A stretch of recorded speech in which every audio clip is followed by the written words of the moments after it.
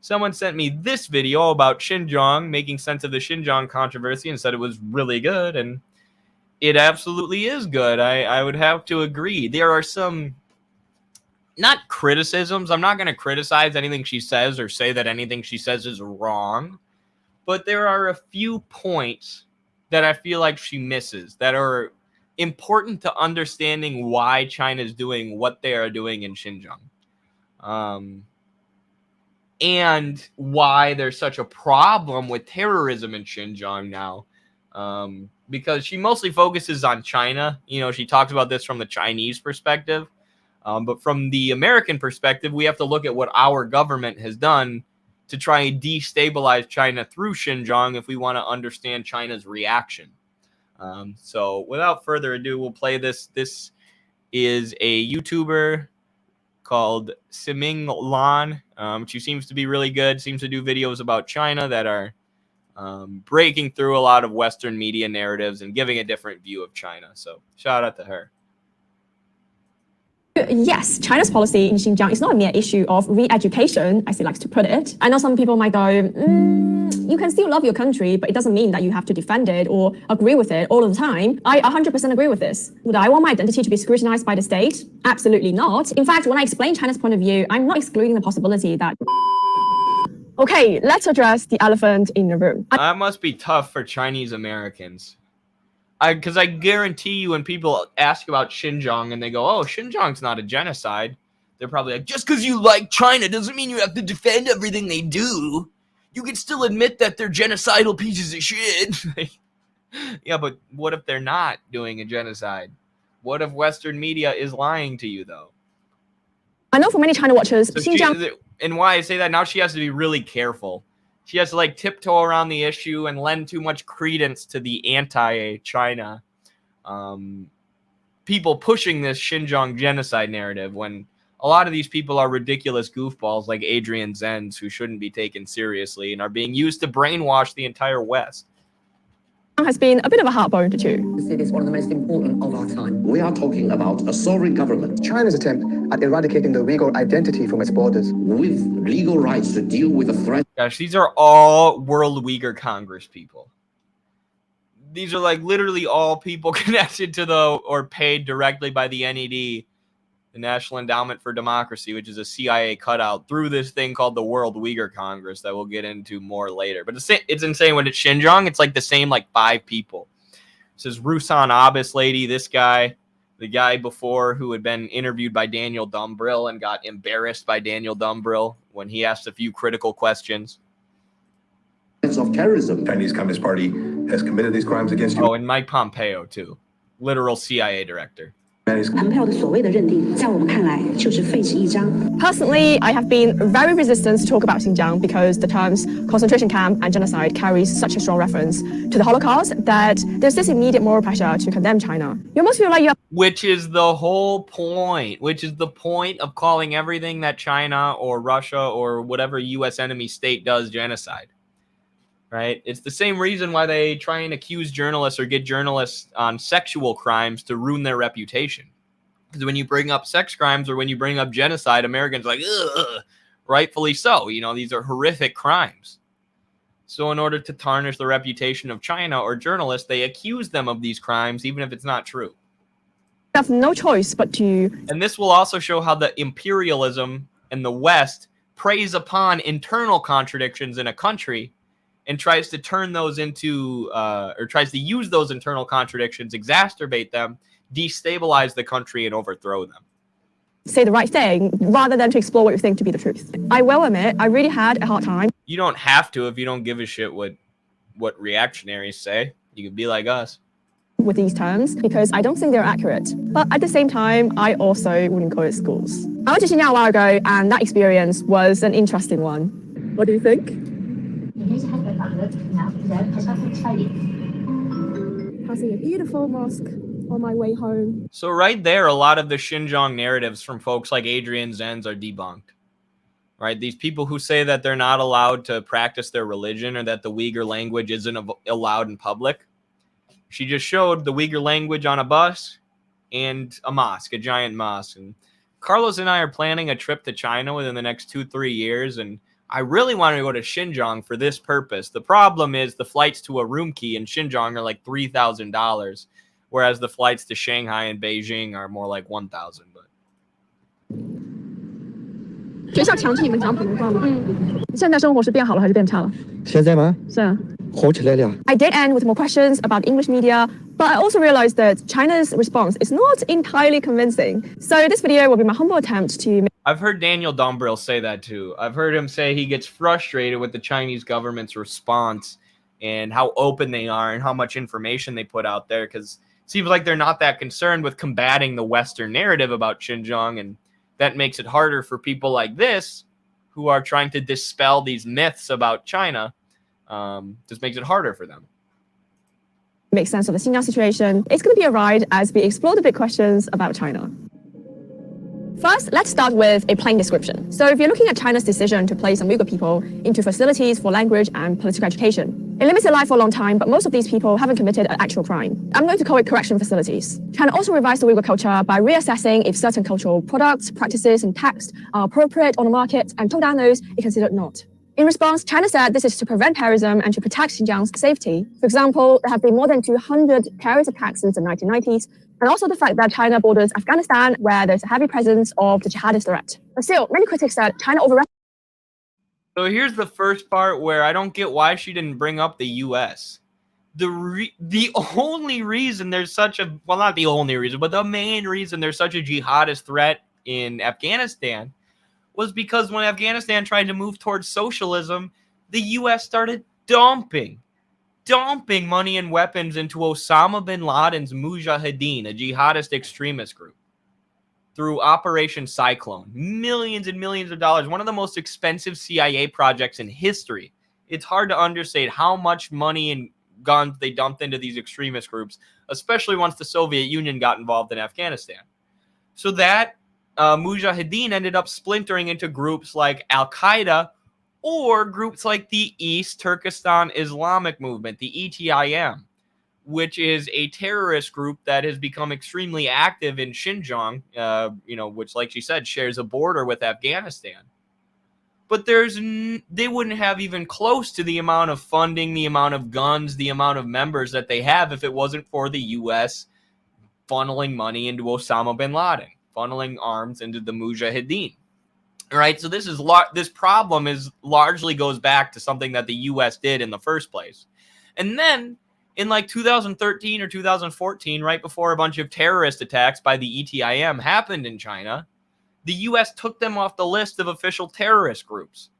Right, so right as the U.S. is kicking up this new Cold War with China, right before NATO announces that China is our main target going forward in 2017, I believe, they take this terrorist group off the list of terrorist groups so they can recruit more, so they can gain more power, and then they commit these terrorist attacks in China and start trying to destabilize the country of China and continue to grow in prominence.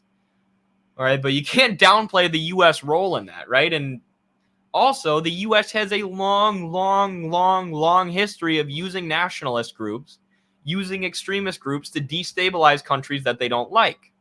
Right, so if China didn't do something in Xinjiang, if they didn't do something to crack down on the ETIM and all this U.S.-backed extremism, the U.S. would have continued to support and back and push for the ETIM and terrorist attacks by the ETIM, and more Chinese people would have died. Right, so they needed to do something. Right, you can be against the re-education camps, and re-education camps, itself sounds bad. But it's better than just locking them all up, jailing them all, right? It's better than how such a thing, an uprising of terrorist groups funded by a foreign power trying to destroy us, right? It's better than how the U.S. would handle that. I mean, imagine how the U.S. would handle that.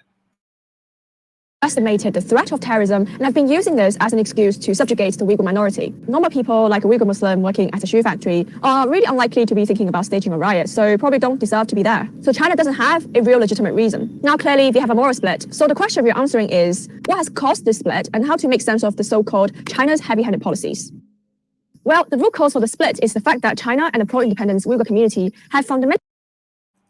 So this confused me at first. Right now, she's giving the Western narrative. She's giving the narrative that's told by the CIA, the NED, the World Uyghur Congress, these members of the diaspora like Rushan Abbas, who's just a CIA plant. She's giving their narrative, the ETIM narrative, really, who refer to Xinjiang as East Turkestan. Fundamentally different views on Xinjiang's identity. So what is the difference? Let's start with the Uyghur diaspora first. I believe it's part of Afghanistan, too. I believe what they want in terms of Turkestan includes a big chunk of Afghanistan. So I wonder if the CIA asked Afghanistan if they're cool with that before they started dumping money into or started supporting the ETIM. There's no proof, I don't think, that the U.S. has directly funded the ETIM. In the 20th century, with the rise of the nation-state, some Uyghur communities scattered in China and Soviet Central Asia developed a political narrative.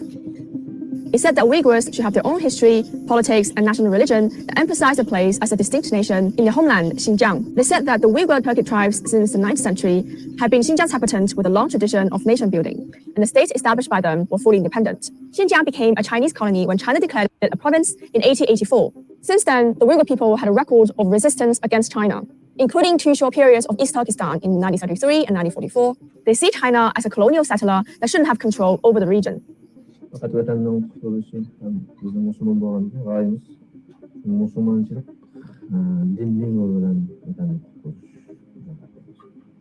the terrorist attacks claimed by China is not entirely terrorism. If we exclude the attacks on innocent civilians, the other parts of the attacks, such as the attacks on government and the police, are actually a national liberation struggle against colonial settlements.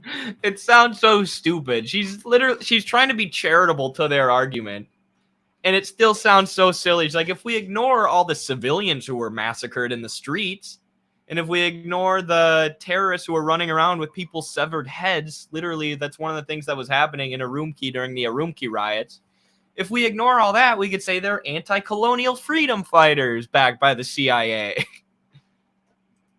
It is a strive for independence and rightfully so. Oh, also read Marxism and the National Question. One of the most important books for today, understanding imperialism today and anti-imperialism today. You need to stand up for the sovereignty of nations. And the PRC has many different ethnic groups within it, many different groups of people, but it's one sovereign state. They describe it sometimes as one state that encompasses many nations, but not every nation and not every nation state. My point is, not every nation state is just one identity. Right? It's not just based on one religious group or one identity group. You can have multiple ethnic groups, multiple identity groups under one nation state, like Russia, like China, like the United States. So, those who attack military, police, and the state institutions for such purposes should be understood as engaged in guerrilla warfare. From this line of thinking, Xinjiang should be completely free from the Chinese influence. China's correctional facilities and its efforts to reassess and synthesize the Uyghur people and their culture, for example, by teaching them Mandarin, renovating mosques, and banning niqabs, are unacceptable. Because not only China doesn't have the legitimacy, but also it takes away the quintessentially Uyghur element. This is the premise of all the reports that criticize China for raising a campaign to destroy the Uyghur identity. The underlying problem in Xinjiang is not terrorism per se, but Chinese rule over the Uyghur homeland. So that's what their argument is. Right? Rather than having the Uyghur autonomous zone that China set up, where the Uyghurs are able to practice their religion, create their own rules. Uyghurs weren't included in China's one-child policy. How's that for discrimination? Because of religious reasons. Right? It's one of the most mosque-dense areas in the world.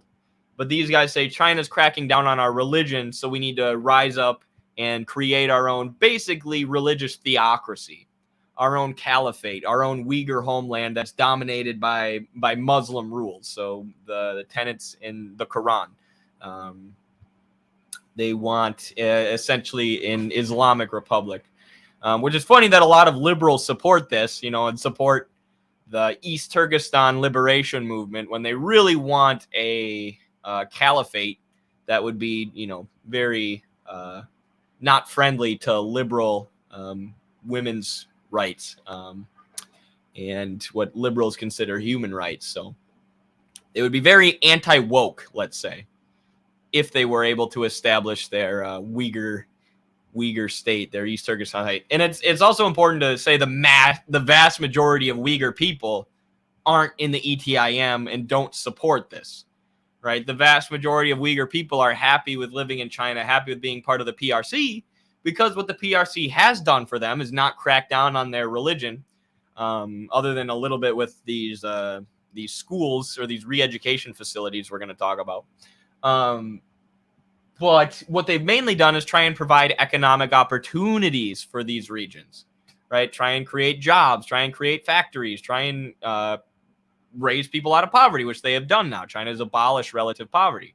So what the U.S. then does is says, look, the government's forcing people to work in factories. It's forced labor and genocide. It's slavery. We need to sanction them, which is literally like the last bill that was proposed by Senator McGovern or something that I only know about so in depth because a bunch of TikTok stars came out and supported it because they got tricked into supporting it. And I called them all out and they got mad at me, but I was right. His bill was calling to sanction Xinjiang, right? To stop forced labor, to stop the genocide. We need to put sanctions on them. That will make Uyghur Muslims' lives worse, right? That will make it so they have less jobs, so they can export less commodities and they make less money, which then might turn people against the government and make people more friendly towards groups like the ETIM if their economic well-being starts to be taken away. If the state, if the Chinese Communist Party can no longer take care of them economically. So that's what the U.S. is trying to do. They're saying we're going to stop this genocide by putting sanctions on the Uyghur people, when, of course, sanctions have never helped anything. They just make the people's lives worse. Now for China, this narrative is problematic because its approach to politics is Eurocentric. China is very old, so it is insufficient to understand Xinjiang only through the eyes of nation-state, which is a modern term that defines a country as having only one system and one cultural and political identity. Well, it hasn't always been the case for China. In China's narrative, which dates back all the way to the Han Dynasty in 60 BCE, the Chinese government had already established state institutes such as military garrisons and protectorate to signify its rule over Xinjiang and the Huns. These state departments continued and later expanded into more sophisticated forms, such as setting up administration counties, assigning ranks to tribe leaders, and a tribute system. Even if it is a different system from the rest of China, all of these already suggested that China had long established sovereignty over Xinjiang. Besides, to see Chinese people as only Han Chinese is very mistaken. Since the very beginning of It's similar to Taiwan and Tibet. Like, these places have been part of China for years and years and years. Right? So to now, rip them apart from the PRC would be to destabilize the whole thing and to destabilize the people's lives and throw their lives into chaos. Take them out of the protection and out of the economic well-being that's been brought to them by the state and by the party. But that's why 91% of Chinese people support their government and support the Communist Party, because their lives keep getting better. Economically, their lives keep improving, right? Like, oh, I guess I like them. Versus the U.S., it's going the opposite direction, and now Congress has a 17% approval rating. history, Chinese refers to a hybrid cultural tradition that was based on the teachings of Confucianism, but also included elements from other non-Han cultures. China had been overrun by several foreign peoples who were subsequently assimilated into the Chinese culture, and who also became the successors and the promoters of the Chinese civilization. Chinese, in the real sense of the word, refers to 中华民族, the collective Chinese nation that encompasses other 55 Chinese ethnic minorities. You can even relate it to the term American. It doesn't just include white American, but also Asian American, Black American, and Hispanic American. Hey, she used the same analogy I did, right? You can have different ethnic groups, you can have different racial groups under one nation state. And this has always been the case with China. It's always been the case with Russia. It's always been the case with the U.S. You know, a lot of nations are formed based on one group or one, collective ethnicity or race of people. Not race, but, one collective nation of people who wants their own nation state. But a lot of other nation states are formed of many nations. And there's like these CIA-backed maps that have come out about China and Russia called Decolonized China and Decolonized Russia, where all of the different groups get their own country. And the entire thing is just balkanized. Okay. Let's do that with the U.S. too. I want Iowa to be its own country. That'd be like that episode of Family Guy where Peter gets his own country. Through like a technicality, his house becomes its own country.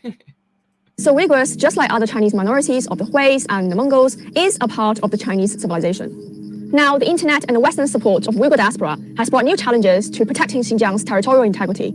China is particularly concerned with Uyghurs' connection to outside influences that highlight their linguistic and religious difference to push for separation agenda. The real threat in Xinjiang is Uyghurs' sympathy for East Turkestan. That's why China keeps insisting that it is fighting terrorism, because none of the national liberation struggle is acceptable. 有一些不愿意看到一个统一的、强大的一些别有用心的人的煽动操纵。对此呢，我们将保持高。 And that might seem, weird to some people, but of course we know the U.S.'s history of using groups like this to destabilize countries. And we're going to talk about the World Uyghur Congress in a bit, where the U.S. has funneled millions and millions of dollars into supporting East Turkestan and the separation of the Uyghur Autonomous Zone, as it's called now, a separation of the Uyghur Muslims from China. So they're defending against imperialist efforts from the West. And you can say that the re-education facilities are immoral or they're bad or you don't like them. Sure, I wish they didn't have to exist either. But understand the complexities behind them. Understand the reasoning behind them. Also understand that France basically has the same thing. Right? They have the same kind of re-education facilities to combat terrorism. Seems like a better idea than hyper-militarizing the cops like we've done in the U.S. That seems to be working so well for us. Now the question is, how does China translate this into things like correction facilities? For Chinese authorities, the concern isn't just about the violent terrorist attacks on the surface, but the more hidden, insidious, psychological influence that plays a bigger role in sabotaging people's loyalty. China is generally concerned with the prospect of people using religion as a disguise to spread Uyghur nationalism. For example, it attacks a recent pan-Islamic trend in Xinjiang where people began to sell halal items that are not related to food, such as halal tissues, halal utensils, and halal soap. This has encouraged people to demand things like halal checkout counters, halal bathrooms, and public services that are only exclusive to Uyghur Muslims. Eventually, it turned so intense that some people even stopped sending their children to schools because they prefer the self-organized Uyghur Islamic academies to replace formal education, which is of course illegal in China. And this should sound very similar to, or this should sound very familiar to Americans who are used to conservative evangelical Christians, religious extremists who, want their kids either homeschooled or taught about God in schools. They don't want, kids taught about evolution or Darwin. They want them taught creationism.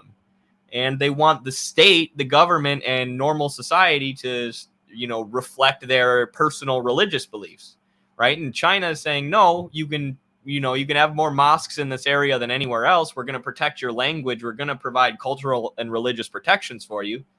But we can't have,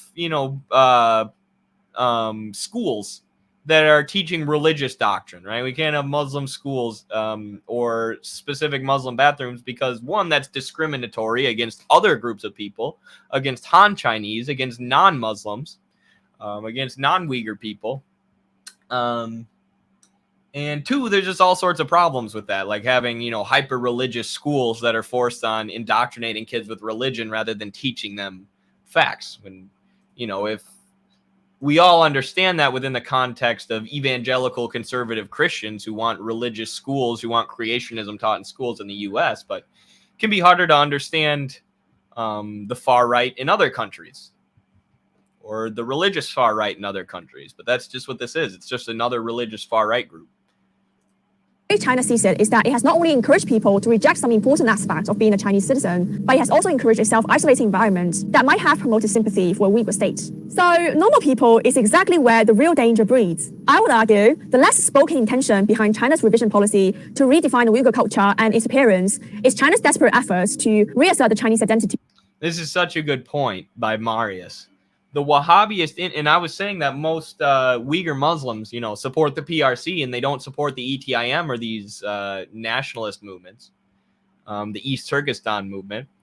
A lot of the people who do have been imported from U.S.-backed country or U.S.-backed groups in the Gulf states or like the Mujahideen in Afghanistan. A lot of it is spread into Xinjiang.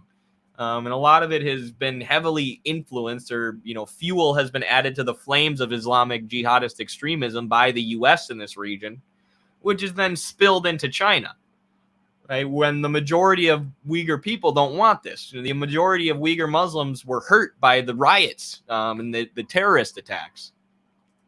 So we Which, by the way, these terrorist attacks, the ones in Urumqi, like, just so you guys understand the scale of how bad they were, it's not like 1 or 2 people were killed, right? Or even a dozen people. In Urumqi, there were like 140 people who were killed, right? And as I said, there were literally Muslims running, or Muslim extremists, jihadist extremists. And again, I don't want to associate them with all the Uyghur Muslims because the vast majority of them don't support this, but a lot of them were running through the streets with severed heads, like complete pandemonium and chaos brought to them by your tax dollars. people are only loyal to China, to identify with China, and to imagine China as this overarching high-level identity, even if they have received strong cultural influence from other parts of the world. Okay, now let's have a sit-down chat about this. I know some people might go, you can still love your country, but it doesn't mean that you have to defend it or agree with it all the time, no matter what it does. I 100% agree with this. Would I want my identity to be scrutinized by the state? Absolutely not. In fact, when I explain China's point of view, I'm not excluding the possibility that China might have made some people feel targeted and wronged. The conversations that I had in Xinjiang. And there is like racial discrimination in China on an interpersonal level. Right, I've heard this from Daniel Dumbrill, like him as a brown person. He's faced like discrimination from like a Han Chinese person, like working at an airport or something.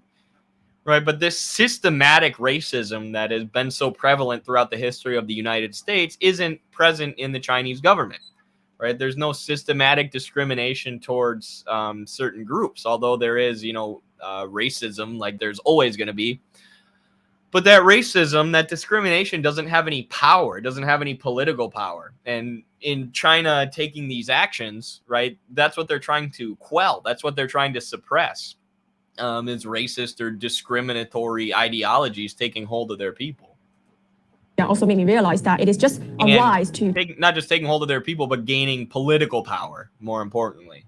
Gaining the power to really do something with their racist ideology. Deny the intensity of things. For example, if you wear burqa, that would be a reason for you to go to correction facilities, as well as the prospect of heavy-handedness when China was dealing with people who believe they don't deserve to be there and who didn't want to comply. But I also don't want to hide my reservations about the accusations out there because there are reports that shows some of these Uyghur testimonials are false. The point is, the current reports available just don't capture the moral maze, and the I'd say the vast majority of them are false. purpose of this video is to explore a narrative that makes sense to me and hopefully makes sense to some people. Now, what about the prospect of heavy-handedness? And I think that Xinjiang also is an interesting case that shows how China's political system interacts with foreign influence or rhetorics that it finds hostile. I'm going to use an idea by Mao from 1949, which I think... There's also a reason that a lot of the sources or a lot of the pro-East Turkestan sources are from the Uyghur diaspora, which just means Uyghur Muslims who left the country, and most of them who say this stuff are in the U.S. or in Washington, D.C., and they're being paid by NGOs or the NED through the World Uyghur Congress to say these things, right? Because you can't get a lot of normal Uyghur Muslim, or not normal, but natural Uyghur Muslims living in China to go along with this narrative. A lot of them realize it's bullshit. A lot of them realize it's extremism and separatism. So the NED has spent thousands and thousands of dollars propping up immigrants, people who have left Xinjiang, people like Rusan Abbas who say, I'm a Uyghur Muslim, there's a genocide going on, trust me, right? And almost all of these people, to an insane degree, like once you start to look into the sources, the Western media sources about Xinjiang, you realize that almost all of these people who are sourcing the information are from or paid by, connected to the World Uyghur Congress, and thus connected to the NED. Or they are, or Western media outlets are quoting Adrian Zenz, this far right-wing Christian fundamentalist who said he's on a mission from God to destroy China, but has done many reports claiming that Xinjiang is doing China's doing a genocide in Xinjiang. And I encourage people to read his reports. Read them, and you'll see how ridiculous they are. Similar with like all the reports that Human Rights Watch. That human rights organization with CIA members on their board, similar to the stuff they publish about China. When you read them, it all falls apart, right? They make all these accusations. China's doing this, China's doing that. They're mass exterminating people. We know this based on 14 phone calls that we had. We called 14 Uyghurs and they told us it was going on. And we wrote this report claiming that China's doing a genocide. Like their actual evidence, their actual sources are always so sketchy. And the only real evidence they ever have is either terrorists in China or in Afghanistan who are part of the ETIM, or the diaspora, or, you know, CIA-backed people like Rushan Abbas who are living in the States and advocating for their home country to be destroyed. So, yeah, here's the World Uyghur Congress tweeting about their own connection with the NED, which, of course, all anti-imperialists know the National Endowment for Democracy is just a CIA cutout. Just a private version of the CIA created in the 80s because the CIA was getting such a bad reputation. So they do covertly what the CIA used to do covertly. This is a great article. I recommend people read it. This will tell you where all of this crap is coming from. That's a very old article, too.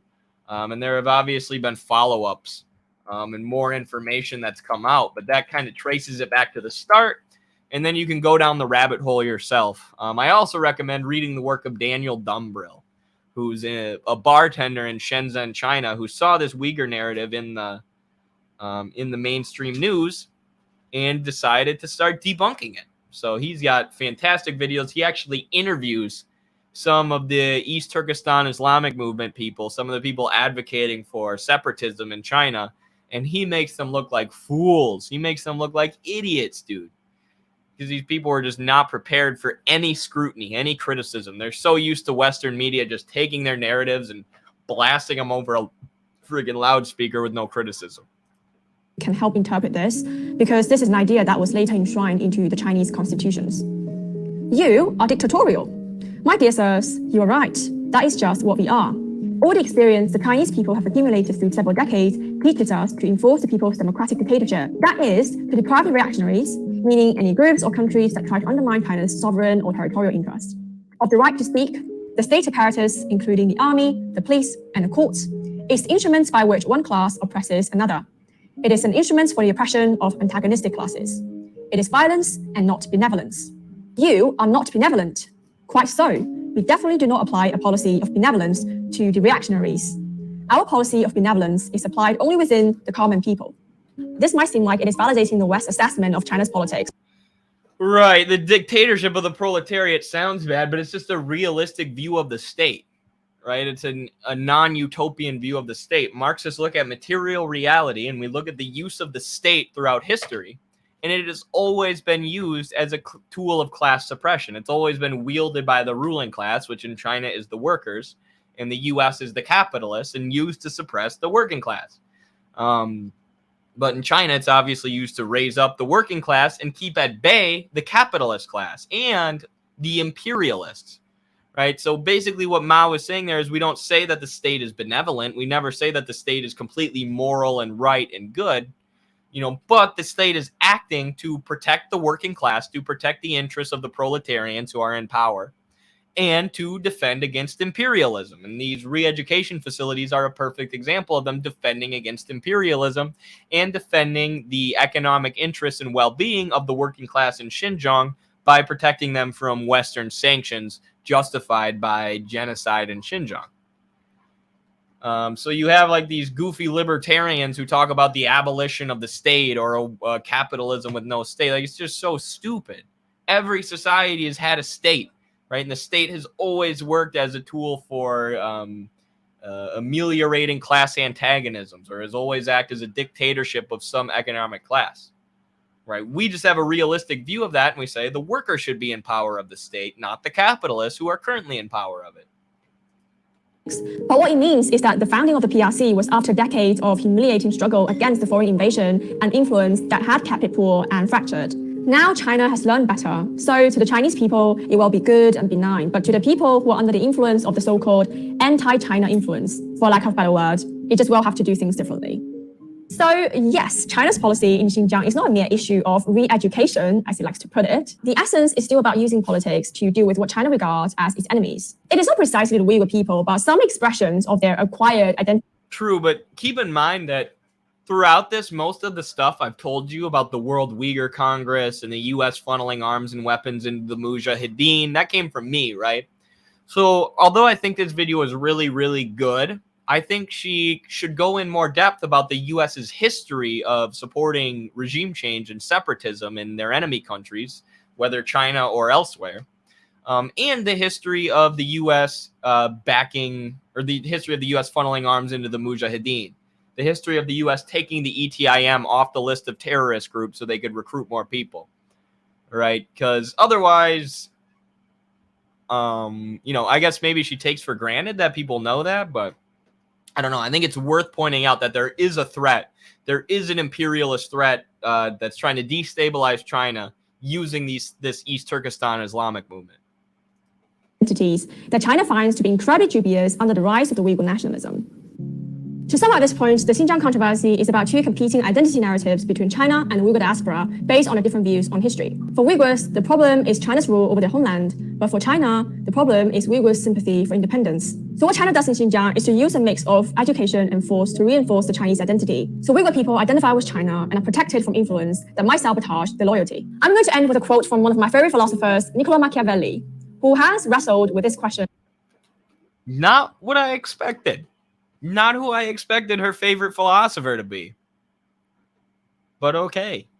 Hundreds of years ago. It would be an excellent thing if a ruler were to have all of the good qualities and none of the bad. But since he can't have or practice all of these qualities all of the time, a ruler must take care to avoid failings that might lose him his position. A ruler mustn't worry about being labeled cruel when it's a matter of keeping his subjects loyal and united. Using a little exemplary severity, he will prove much more compassionate than the leader whose excessive compassion leads to public disorder, muggings, and murder. All right, that's all for Xinjiang. I hope it doesn't. That was a good quote. And again, I said Marxists have a realistic, materialist view of the state. There was no one who had a more realistic view than Machiavelli. There was, no non-Marxist philosopher who had a more realpolitik view of how to run the state and how to operate things. So makes sense to use him as a quote there. I probably would have used Lenin talking about the dictatorship of the proletariat, but that quote works too. I just think people have a negative view of Machiavelli generally, but push you to. I guess she's not being biased here. She's not trying to push a narrative. She's just trying to give you the facts. Out of your comfort zone. If you're still watching, you are the best, and thank you for staying. And I will see you in the next one. When I explain China, I'm also very much aware of the limits of my thinking. First of all, my cultural background has limited the extent to which I criticize China. Me being born a Han Chinese in a wealthy city also interfered with my ability to sympathize with the Muslims, who are indeed vulnerable to China's societal. So yeah, it seems like she's worthy of following. Let's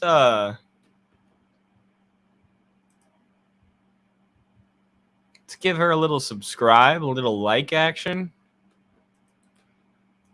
And here you guys go. In case you wanted to check out more of her work.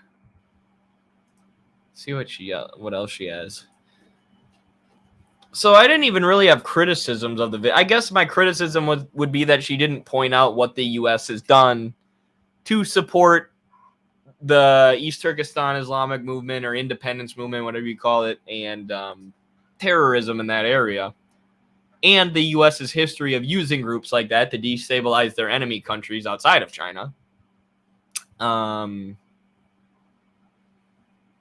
But overall, the video was very good and very well researched.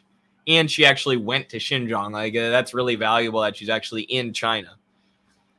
This is the kind of content that the U.S. government and the NED are super worried about now. These vloggers, these young vloggers coming out of North Korea and China who are just showing you, like riding a bus in Xinjiang. Look, the Uyghur language is playing over the loudspeaker. Or look, there's a mosque, right? Because just showing people what every day, day-to-day life is like in China blows apart a lot of U.S. Western narratives about China because they portray the damn place as hell on earth. They portray it as the most comically evil place on the planet. So these vloggers just show you that it's not, and Americans are mind blown, and the State Department is freaking out. There's all these articles being published about how these North Korean and Chinese vloggers are tools of the state, right? They're just propagandists who are being controlled like puppets by the Communist Party. or by Kim Jong-un, right? When it's literally just people vlogging. People who aren't even super biased towards China, and people who probably aren't even communists. I highly, highly doubt this girl is a member of the Communist Party in China, because you have to be very serious and very well read if you want to be a part of that in China. It's 100 million members. Most people support the government, support the party, because their material conditions keep improving, but, you know, they're not highly political. They just live life like a normal person. So, yeah, the U.S. is freaking out about these vloggers. You know, heaven forbid we actually see what the day-to-day life is like in China, and recognize that we have more in common with these people than we have with our own government, who's trying to turn us against these people, who's trying to push us into a war with these people. I want to watch this video because there's no way to find empathy with the critics of China in the Western media. They're a bunch of liars who are trying to justify overthrowing your country. So it seems like maybe she's a little bit naive about what the U.S. is trying to do, and what the CIA is trying to do, and what the NED is trying to do, and how bad the U.S. corporate media is. You know, and it makes sense for a Chinese person who's not super like in the know about politics or well read in theory, you know, to not really get how dead set the U.S. actually is on destroying their country. But yeah, interesting. But, you know, even if she's not directly combating U.S. narratives, and even if she's not hypercritical and hyper skeptical of U.S. narratives, just by showing what everyday life is like in China, like I said, just by showing that they're playing the Uyghur language on a public bus, that in itself debunks so many Western media narratives about China. So much of the crap that Adrian Zenz and the State Department goofballs have put out about China. So it's still a net positive, you know, even if she's not out here saying communism rocks. This is the one specifically about Xinjiang, but Afghanistan is so closely related to what's going on in Xinjiang. You got to understand them both. You got to understand how Carter and the U.S. State Department created the Mujahideen, which splintered into groups like Al-Qaeda and the ETIM. But a lot has been said about China, Muslims, Uyghurs, and Xinjiang. The following videos are a collection of an alternative side that you most likely have not had exposure to. Collation? Is that I guess I don't know that word. For more detailed analysis of the situation, contextualization, and debunking of allegations, please check out highlights on this page or consult the vast materials, resources, and evidence provided by the pages tagged in slide 1 of the post. Let's try to formulate a more informed opinion rather than allowing Orientalist rhetoric to destroy yet another global South nation. Let me copy and paste this in the chat, because this is worth everybody checking out on their own.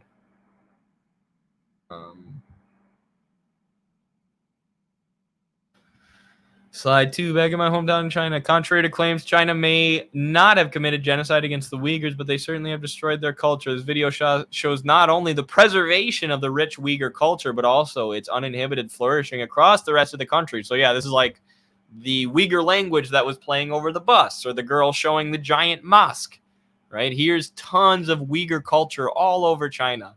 And again, this is why the U.S. is terrified of these vloggers, these young people in China just filming their everyday lives, because you see that Uyghur culture isn't banned in China, and U.S. narrative goes up in smoke, The problem is getting videos like this, getting information like this to the masses, because we don't have the loudspeaker that is corporate mainstream media. Slide 3, a popular TikTok video in China from some Muslim ladies. Yeah, I've met quite a few Uyghur Muslims through TikTok before it belonged to Oracle, this U.S. State Department CIA connected company in Texas. But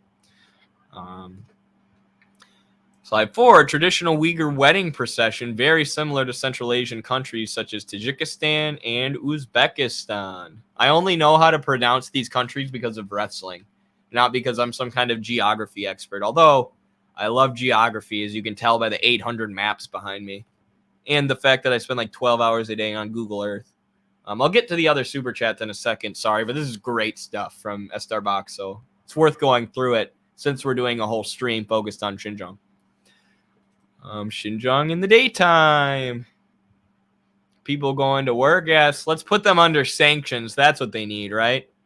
Let's just sanction all their businesses going on here. Let's call it forced labor and then shut them all down using the U.S.-dominated global financial system.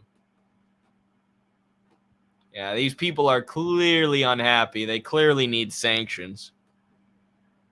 Slide 7. A Uyghur girl reading from her school textbook, written in her mother tongue, and 2 Uyghur boys performing their traditional dance in front of the class. So, yes, here we see that the Uyghur culture is not only alive and well in Xinjiang, but it's protected in schools. This is why it's called the Xinjiang Autonomous Region, because they want to give them their own region to practice their culture, to practice their religion, without having to give them their own, nation state. They have their own nation state. Their nation state is the PRC, but without creating East Turkestan, Muslim caliphate, basically. Slide 3, Atika Henderson's YouTube video showing some dancing and traditional Uyghur music in the main square. Slide 9, you'll look inside and outside some historic mosques in Xinjiang. There are currently 24,000 mosques in China. Comparatively, in 1989, there were 2,000. So the amount of mosques has increased by 22,000, while China is apparently banning people from being Muslim, which, what an insane statistic. Some of them have even been some of the most famous ones have been refurbished. Slide 10, the official statement of the OIC, a consortium of 57 Muslim majority countries, the collective voice of the Muslim world with regards to their observation of China's treatment of Muslim minorities. This is one of the main talking points or rebuttals to the genocide narrative that I forgot to bring up. The Organization of Islamic Cooperation came out and said that, they not only is China not doing a genocide, but they said they approved of the way that China was combating extremism. They said it was a good thing. So, when the West is telling you that you need to be concerned about Muslims, when white American imperialists are telling you to worry about Muslims, it's probably a sign that they're using Muslims for their imperialist actions, especially when you have the Organization of Islamic Cooperation saying, no, this is fine. No, Muslims aren't being oppressed. Who are you going to trust? The actual Muslim countries or the United States imperialists who have lied and lied to destabilize countries for the last 70 to 100 years? I will trust the Muslim people on this one.